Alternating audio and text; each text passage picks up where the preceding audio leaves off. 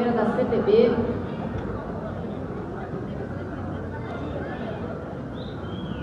Chamar aqui também a companheira Adriana da Silva Nalesso, presidenta do Sindicato dos Bancários do Rio de Janeiro, para me ajudar aqui na condução da mesa. Essa é uma mesa que vai debater o Brasil que a gente quer.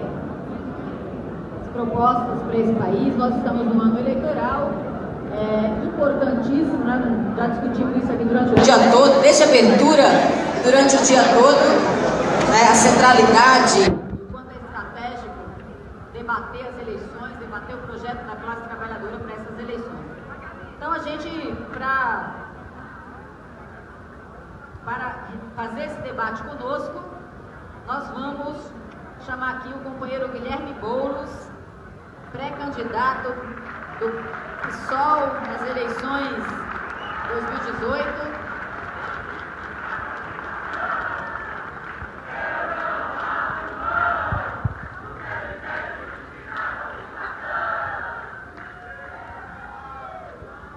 Muito bem, companheiro Boulos, que é do MTST. Chamar aqui também o companheiro Wagner Freitas, que é presidente da CUT Nacional, também militante do Partido dos Trabalhadores.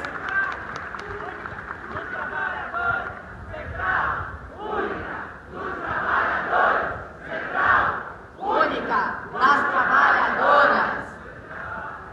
Chamar aqui também o companheiro Adilson Gonçalves de Araújo, presidente licenciado aí da CTB, que é também bancário, candidato a vice-presidente aí na chapa da companheira Manuela.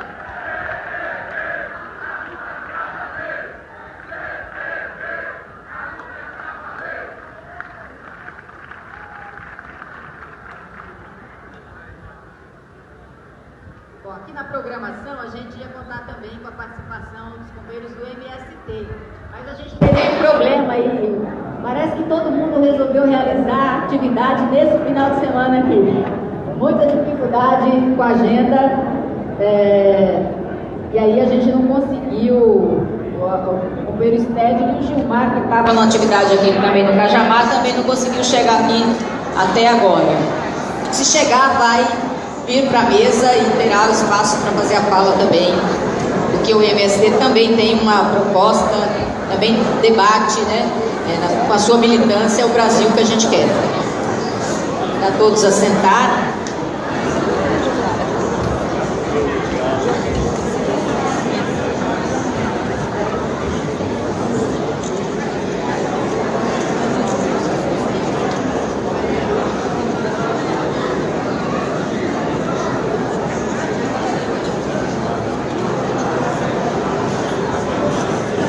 Gente, então, só para a gente fazer aqui um combinado, depois que a gente encerrar aqui essa mesa, a gente tem aí a nossa confraternização, que é uma festa junina, tem um quentão, vinho quente, os caldinhos, forrozinho, e, portanto, então a gente tem aqui um horário também, porque a quadra tem limite aí, por conta da lei do silêncio, do frio, tem um limite para essa banda tocar. Então a gente tem aqui mais ou menos uma hora e meia de debate. Nós vamos começar aqui com o companheiro Adilson Araújo, companheiro aqui da CTB, do PCdoB, e também pré-candidato aí a vice-presidente.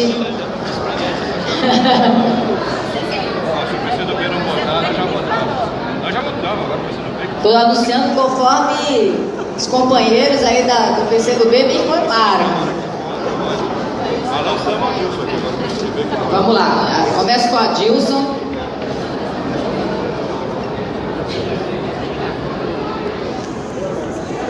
O microfone dele aqui.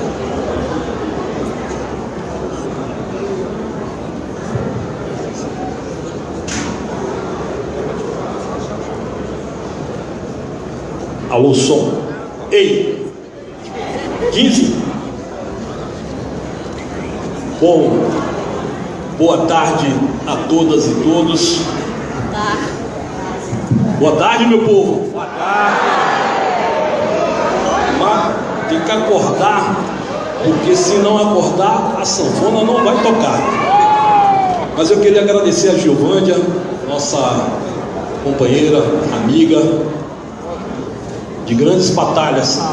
Saudar a companheira Ivânia, em nome da companheira Ivânia, dirigente da nossa central, saudar todas as companheiras presentes aqui na Conferência Nacional dos Bancários. Saudar as companheiras da mesa, saudar o meu amigo e irmão Guilherme Boulos, saudar também o nosso querido Wagner Freitas. Dizer assim, esse debate, ele se faz oportuno. Todos nós estamos extremamente preocupados com o curso da vida política nacional. E é fato que a tarefa de discutir o Brasil que queremos, ela vai muito além, diria até, do que se poderia fazer cada um de nós, gravar um vídeo e dizer: o Brasil que nós queremos é esse aqui, do nosso jeito. Mas me parece que reside entre nós uma compreensão única. O Brasil que nós queremos é um Brasil sem Temer. A ruptura democrática, ela desenha um cenário, ela dá curso à implementação de uma agenda ultraliberal. E é verdade que discutir o Brasil que queremos nos reserva o direito de falar um pouco do antes, do durante e do que virá. Às vezes dá uma sensação entre nós de que nós estamos entrando no navio e retornando a Dakar, Benim, Daomé, fazendo o trajeto inverso de um tempo que ali foram traficados homens e mulheres e aqui escravizados. É lamentável que a gente esteja caminhando para a pavimentação de uma estrada de um Brasil colonizado. O governo, tão logo tomou de assalto o mandato constitucional da presidenta Dilma Rousseff, sobre o manto de que a interrupção do seu governo abriria um tempo novo de perspectivas, de sonhos. O que se viu foi a aprovação da emenda constitucional 95, que impôs um conjunto de dificuldades, e a gente passou a amargar as graves consequências do congelamento público, que tem rebatimento direto nos investimentos privados. É fato, o Brasil, quando chega em 2010 no patamar de crescimento chinês, com um crescimento de 7,5%, isso tudo foi muito motivado por uma transição que se abriu a partir da eleição do presidente Lula, que trilhou no caminho de uma aposta literalmente diferente daquilo que nós assistimos ao longo da nossa história. O Brasil deu abertura a um processo de integração, se posiciona frente ao cenário internacional. É o Brasil que ocupou espaço de destaque quando da abertura da Assembleia das Nações Unidas. É o Brasil que busca constituir um instrumento de aliança importante e estratégico em contraposição ao padrão dólar, para fazer frente à grave crise do sistema capitalista mundial, com uma composição do BRICS, tendo como consequência a construção de um bloco com países emergentes, reunir Brasil, China, Índia, África do Sul e Rússia, motivavam responder a um tempo novo. Exatamente um tempo que, à luz do empoderamento, nos trouxe muito contentamento o fato da gente chegar ao final de 2014 com uma taxa de 4,3%, uma das menores taxas de desemprego do mundo. A leitura que nós fazemos desse tempo político, e nós não podemos ter dúvida, é de que o golpe fracassou. As forças progressistas se revigoram, e é necessário que a gente possa ter a boa compreensão. Nós não estamos divergindo da análise política, até porque sabemos o preço, o tamanho do estrago, do drama que vem se apurando a partir do curso do governo ilegítimo. Não bastasse congelar os investimentos por 20 anos, por tabela, o governo colocou a toque de caixa uma proposta que resumia em 4 pontos, com o jantar realizado no Palácio do Jaburu e as reivindicações da CNI. Aquilo que somava 4 pontos passou a ser mais de 100 pontos de alteração na CLT. Ou seja, nós vimos rapidamente o governo ferir de morte a nossa Constituição, por fim na CLT, e indicar o seu intento é acabar com a organização social dos trabalhadores. O movimento sindical é parte importante da construção da nação. Aliás, decorre do processo de luta o nascimento dos sindicatos em resposta à anarquia. Aquilo que predominou com o advento da máquina a vapor mereceu um processo de conscientização que fez brotar um movimento sindical. Esse movimento sindical que se empoderou nos últimos anos, que se viu crescer, fortalecer, porque soube enxergar o quanto era fundamental tomar partido com a vida política. Foi muito bom ter experimentado um operário retirante, e a tarefa que elegeu o presidente permitiu que pudéssemos ver ascender da linha de pobreza mais de 40 milhões de brasileiros. O Brasil que se viu foi o Brasil que ajudou a empoderar o nosso povo, e o movimento sindical em particular teve muita responsabilidade em saber influenciar de forma acertada quando da busca do entendimento que era necessário que o governo reconhecesse as centrais sindicais, que era importante e fundamental que a gente pudesse definir uma política de valorização do salário mínimo, uma valorização nunca vista na história do país. A maior valorização do salário mínimo vista nos últimos 50 anos deveu-se ao governo Lula e Dilma. E é exatamente à luz de tudo aquilo que nós construímos que nós queremos dar centralidade ao debate da batalha política.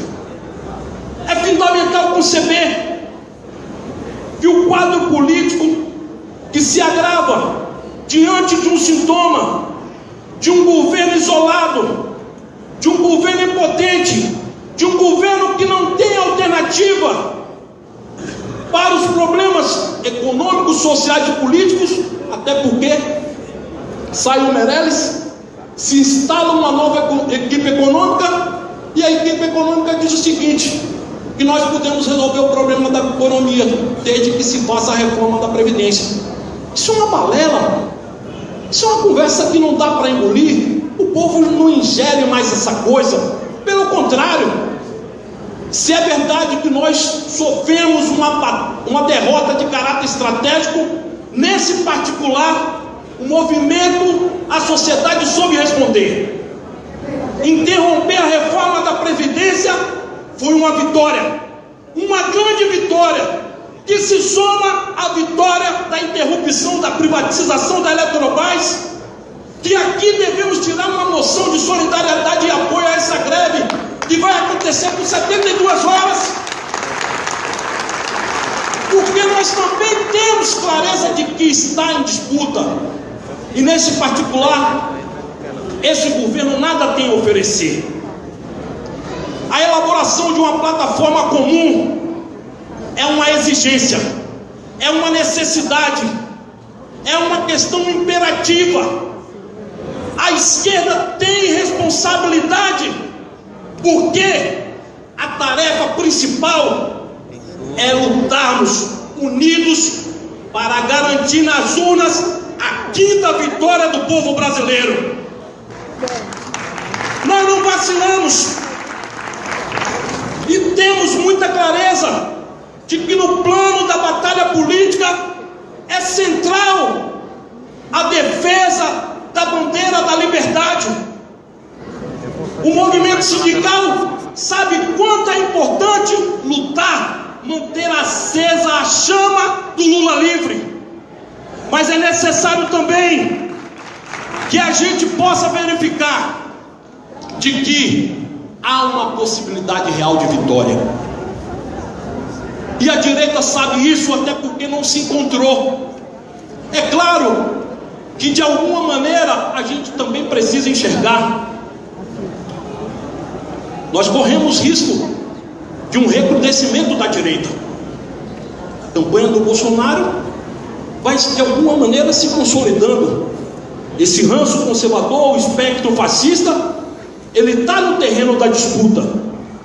E seria muito ruim, seria um prejuízo muito grande para o campo democrático popular ver alçar o segundo turno duas candidaturas da direita.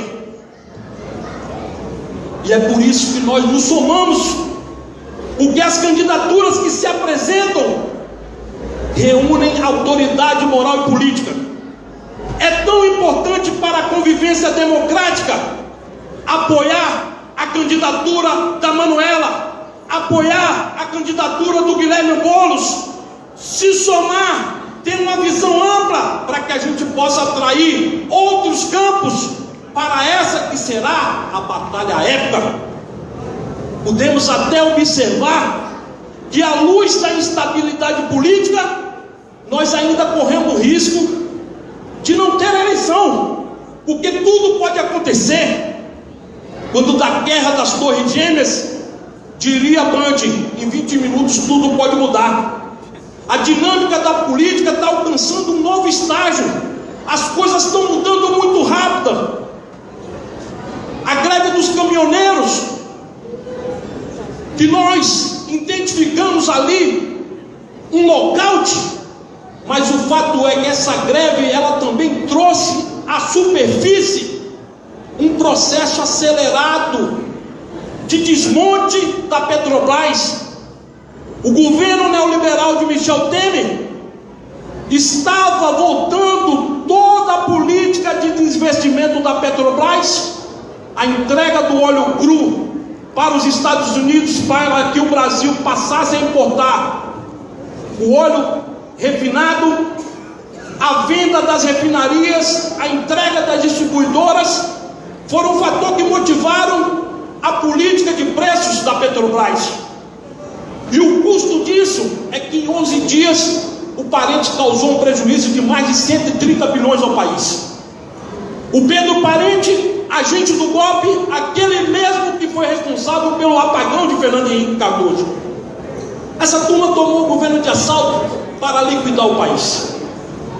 Eles querem, e é verdade, está na mira a Petrobras, o Banco do Brasil, a Caixa Econômica, o BNDES. Está na mira a criminalização da política e, por tabela, já começa uma movimentação de cerco às entidades sindicais. Essa investida, ela também pretende colocar em xeque aquilo que pode ser um fator determinante no processo de disputa, porque esse movimento sindical, ele tem autoridade moral e política e ele sabe virar o jogo.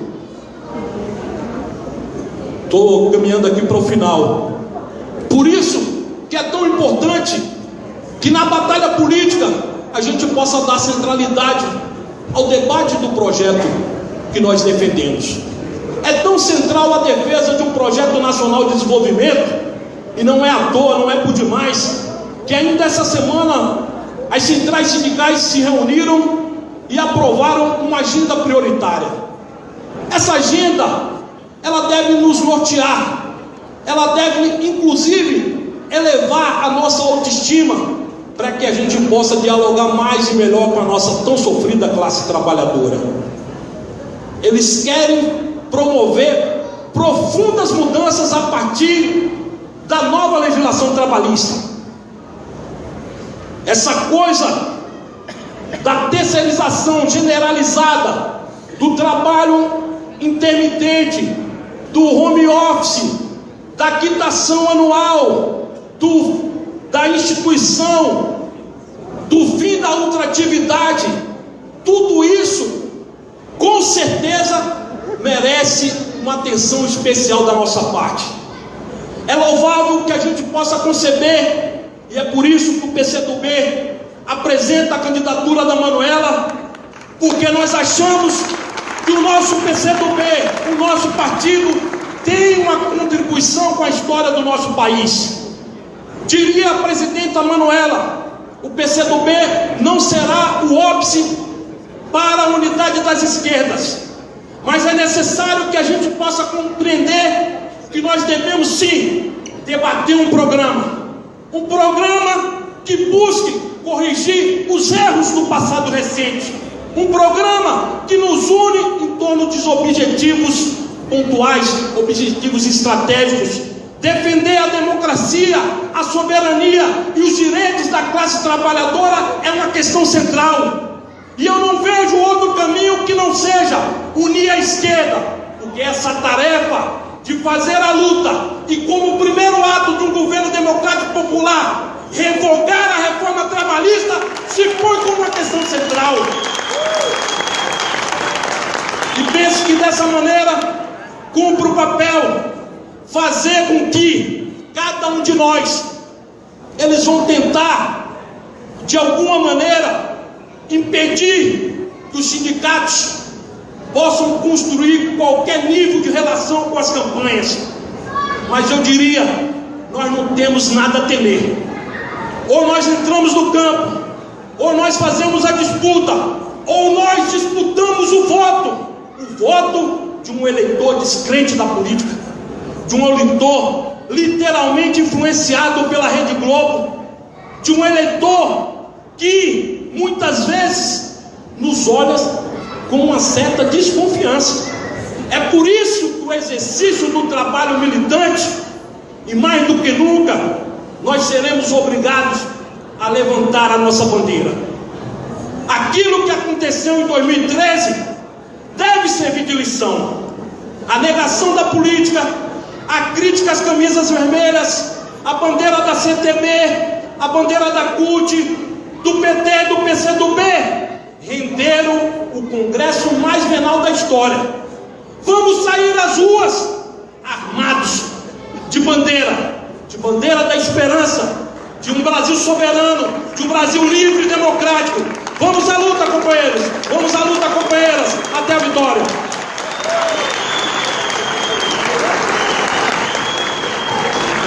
Parabéns, companheiro Adilson, obrigada pela fala.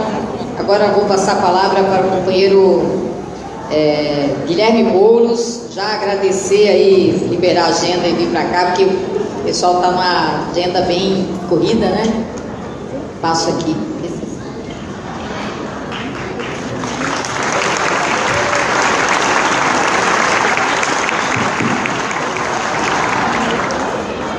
Boa tarde a todas, boa tarde a todos.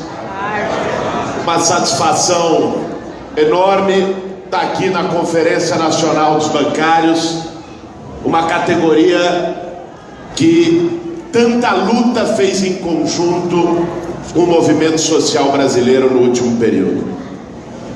Greves, lutas contra o golpe, lutas pela democracia, lutas por direitos sociais. Eu quero saudar a Juvândia, a Contraf, em nome da Juvândia, saudar todos e todas que estão aqui coordenando essa nossa mesa, saudar meu camarada Wagner Freitas, presidente nacional da CUT, parceiro de lutas, saudar meu camarada Adilson, presidente nacional da CTB, que tantas lutas fizemos em conjunto. Quero saudar aqui a anfitriã, minha companheira Ivone, e também, em nome dela, todos os sindicatos de bancários do país. Saudar a Aline da FETEC, em nome dela, todas as federações de bancários e bancárias do país. Saudar meus companheiros do PSOL e da Intersindical, Índio, Francis, Mané Gabeira, em nome deles, todos os companheiros e companheiras.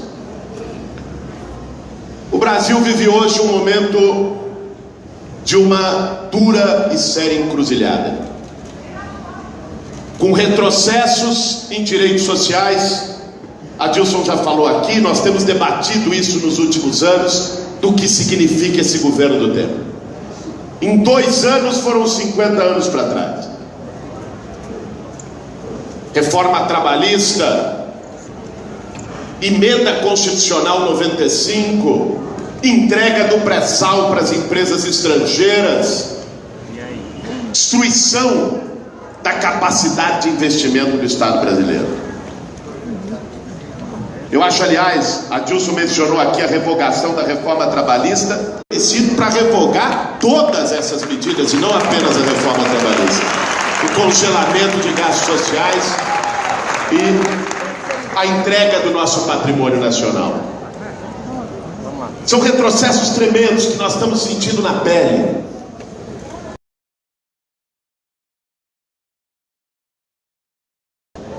E aqui nós precisamos também ter a clareza em dizer que nós nunca tivemos uma democracia plena e completa no Brasil.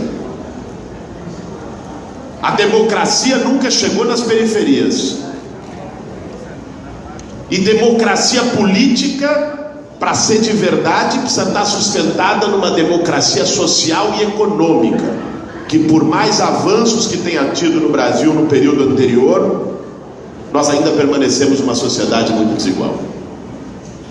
Agora, o que nós tínhamos de democracia e que foi conquistado com a luta dos movimentos sociais, sindicais, dos trabalhadores. Nenhum general se reuniu numa sala e disse que era tempo de acabar com a ditadura. Foram greves, foram milhões de pessoas nas ruas com as diretas já, foram lutas sociais nesse país.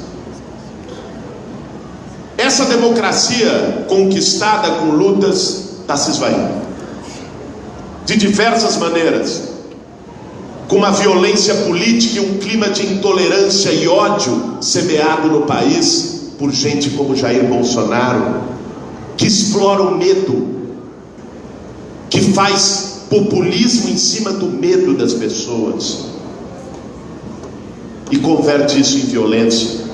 Violência que começa nas redes sociais e depois vira tiro, como os tiros que mataram Marielle no Rio de Janeiro, como os tiros que atingiram a caravana do Lula e depois o acampamento em Curitiba, como expressão de uma violência brutal que corrói a democracia. A democracia também se desmonta com uma politização do judiciário. Um judiciário que sempre teve lado, mas que agora aproveitou a ilegitimidade do executivo, a desmoralização de um legislativo para querer assumir todos os poderes da República, para intervir de maneira abusiva e absurda no processo eleitoral. E aqui precisamos dizer, uma condenação sem provas como a do Lula e uma prisão política como a que atingiu o Lula. Esse debate nós temos feito pelo país e é preciso tomar lado. Vocês sabem, eu sou pré-candidato a presidente da República pelo PSOL.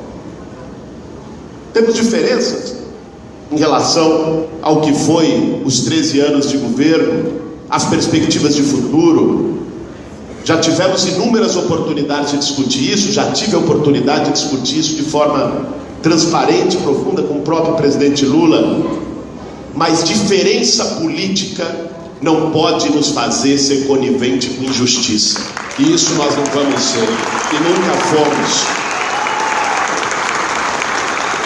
E é por isso que nós tivemos lá no apartamento do Lula em São Bernardo, quando a ultradireita foi para lá estava o MTST, que nós tivemos em São Bernardo, naqueles dias fatídicos do Sindicato dos Metalúrgicos com o povo sem medo. E é por isso que, apesar de ter sido intimado essa semana pela dona Polícia Federal, tenho orgulho da ação que o MTST fez para desmontar a farsa no triplex do Guarujá.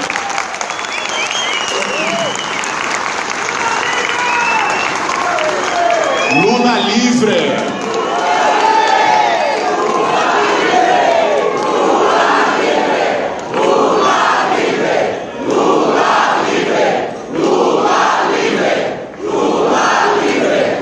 Para tomar lado, não precisa ser eleitor do Lula, não precisa ser militante do PT. Basta compreender o que isso significa para a democracia brasileira. E desse lado, é disso que se trata. Estamos até aqui e seguiremos tendo. Segunda-feira estarei em Curitiba na visita vigília. Vezes. É um momento em que a gente precisa ter unidade democrática contra os retrocessos. Contra os retrocessos em direitos sociais, contra os retrocessos democráticos.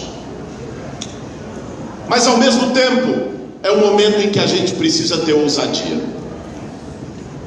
Resistir ao golpe é necessário, aos sucessivos golpes, mas também é necessário aprender com as lições desses golpes.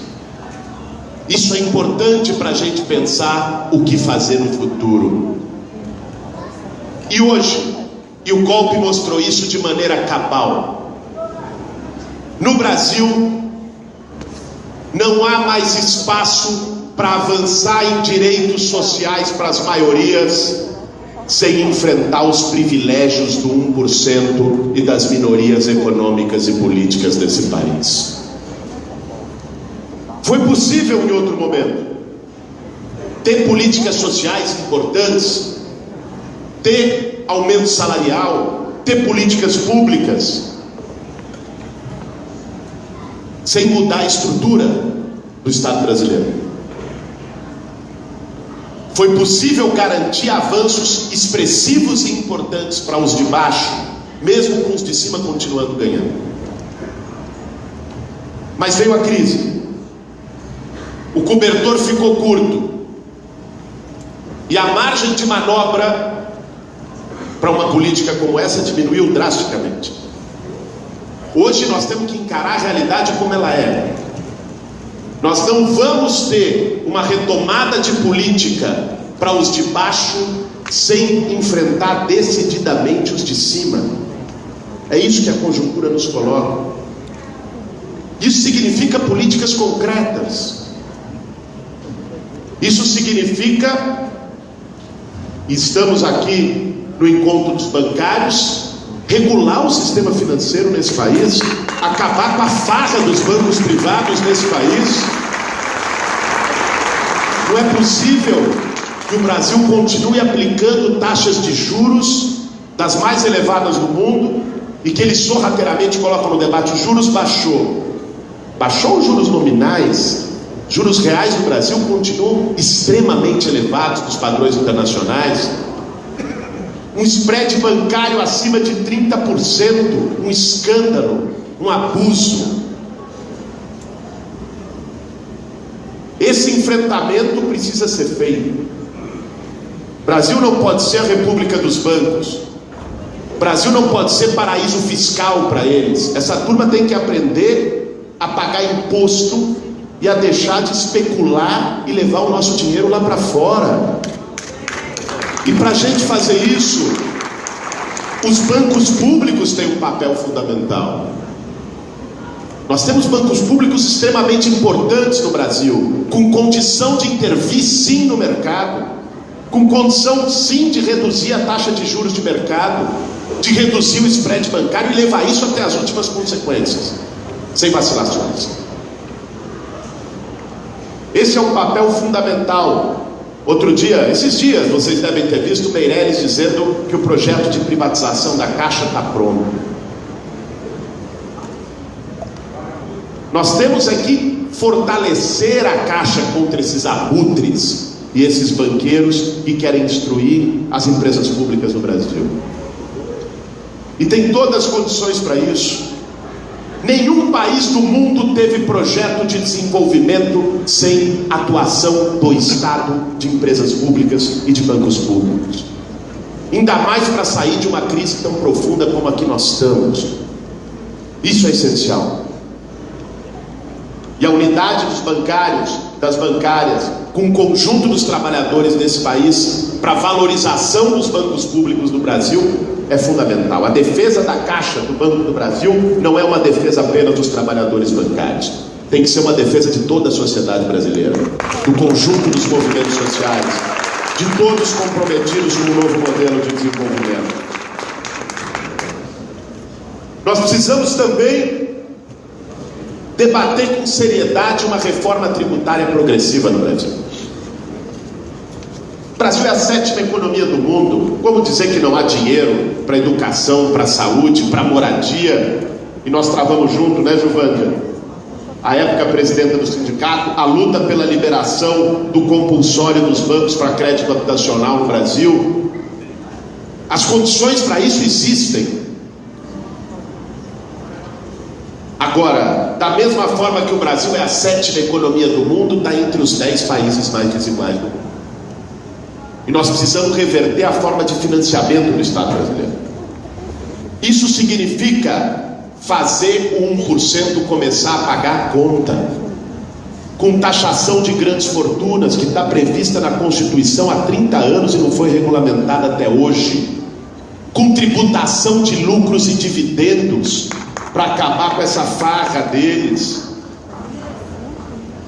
com taxação mais progressiva de heranças. A alíquota de imposto de herança no Brasil é 8%. Nos comunistas e bolivarianos Estados Unidos é 40%.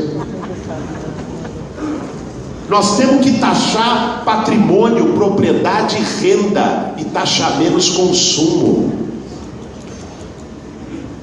Isso vai nos permitir enfrentar a desigualdade, mexer com privilégios e ter condição para uma política consistente de investimento público no Brasil. Nós temos que tocar o dedo nessa ferida. Isso é essencial para todas e todos nós. E quero dizer que é evidente que isso surge na nossa mente. Todo mundo concorda com isso, todo mundo acha isso muito bom, é muito bonito, mas pensam, pô, esse rapaz é um ingênuo, novinho, coitado, vai aprender que não dá para ser desse jeito. Não, você não acha, Davi, eu sei que você não acha, você é meu amigo, se achasse não falaria porque é meu amigo. Agora, por que não dá? Porque chega lá, tem que montar um sistema de governabilidade, a gente sabe como é o Congresso brasileiro, e aí tem uma outra lição do golpe que a gente precisa aprender. Para nós, isso é fundamental. Este modelo de governabilidade se esgotou e se esvairou. O Brasil se tornou ingovernável desde um projeto de mudança com um modelo como esse do presidencialismo de coalizão. O Lula, quando chegou no governo, precisava de 3, 4 partidos para montar a maioria. Hoje são 10 ou mais. A maioria deles sem qualquer compromisso com qualquer projeto político, ideológico, nacional. Não é nem que é de direita, não é coisa nenhuma. É negociante, é mercador. Esse é o sistema político brasileiro. Um projeto como o nosso, um projeto de mudanças, vai ter que ter a capacidade de desafiar isso. Até porque foram essas relações em que a política se tornou sinônimo de balcão de negócios, que fez com que a maior parte do nosso povo tenha uma descrença profunda da política, uma desesperança total, de que é tudo igual, de que não presta, de que não tem jeito. Esse é o clima. Se a gente sair aqui do nosso meio e for conversar no boteco ali da frente, essa é a conversa. Nós precisamos fazer de um outro jeito. Ter a coragem de colocar o debate de fazer de um outro jeito. O que significa pensar um modelo de governabilidade que não seja apenas com maiorias parlamentares, mas seja com maiorias sociais. Democracia não pode ser apertar um botão a cada 4 anos e depois ir para casa e não decidir mais nada. Democracia tem que ser o povo ser ouvido e decidir de maneira permanente e constante, com plebiscitos, com referendos, com conselhos. Essa é a forma de construir uma governabilidade que vá sustentar o nosso projeto. Porque está muito claro que não basta ganhar a eleição no Brasil. A Dilma ganhou, olha o que aconteceu. Nós precisamos sim fazer a disputa eleitoral, mas precisamos fazer a disputa ampla com lastro na sociedade, com mobilização social. Porque não há mudança profunda que parta apenas de dentro das instituições.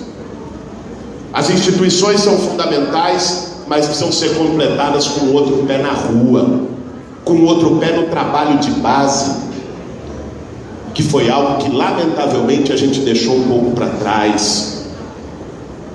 Nós temos que perder um costume que a esquerda brasileira, e aqui sem apontar para ninguém, porque foi geral, na maior parte da nossa esquerda, teve, que foi de se contentar em falar para nós mesmos, em pregar para convertido, em espaços onde a gente fica falando, se ouvindo, achando muito bonito, mas depois o povo lá fora está pensando outra coisa.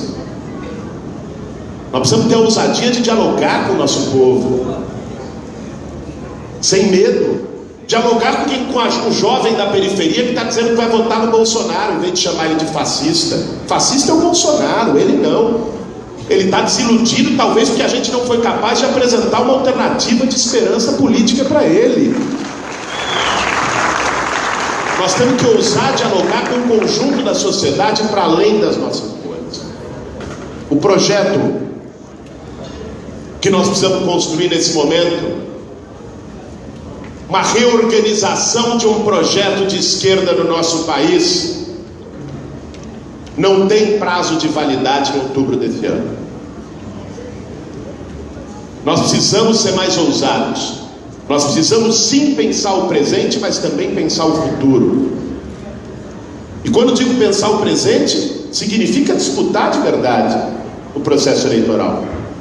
Não é para marcar posição, não. Aliás, seria uma irresponsabilidade histórica de qualquer um na esquerda entrar num processo, num momento como está o Brasil, só para marcar posição. Nós queremos disputar mentes e corações nesse país. Nós queremos dialogar com o nosso povo. Mas ao mesmo tempo nós sabemos que isso não se esgota apertando um botão numa urna. Nós precisamos construir e reorganizar um projeto de esquerda, de mobilização, de luta para os próximos 10, 20 anos. O desafio que nós temos hoje nas mãos não é um desafio para a próxima eleição, apenas, embora seja também. E aí digo da legitimidade de todas as pré-candidaturas do campo da esquerda e da reafirmação da nossa defesa do direito do Lula a ser candidato nessas eleições. Mas não é apenas para a próxima eleição, é sobretudo para a próxima geração. Essa tem que ser a construção política de uma esquerda que olhe longe. E vamos fazer isso lutando pela democracia, por justiça por Marielle, por Lula livre, mas ao mesmo tempo ousando colocar o dedo na ferida e enfrentando os privilégios do 1% nesse país. Obrigado.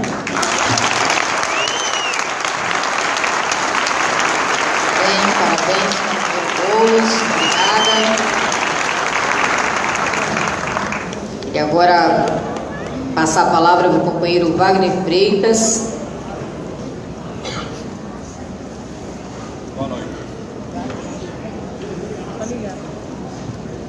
Olá. Bom, boa noite, companheiras. Boa noite, companheiras. Boa noite, companheiros. Isso, para acordar. Boa noite, companheiro Adilson, parceiro, presidente da CTB, bancário como eu. Boa noite, companheiro Guilherme Boulos. Conheci como líder do MTST e hoje é candidato a presidente da República. Extraordinário orgulho para a esquerda brasileira que você é, Guilherme, viu? Não tenho dúvida nenhuma em relação a isso. É um orgulho para toda a esquerda brasileira, tanto quanto o Adilson, a Manuela, o PCdoB, o PSOL, a CTB, a Intersindical, a CUT, o PT, o MST, a UNE, os movimentos sociais todos, a Frente Brasil Popular, a Frente Povo Sem Medo, né?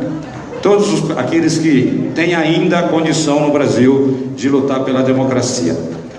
Eu quero hoje que vocês me vejam não como presidente da CUT. Eu quero pedir uma licença rápida por alguns minutos.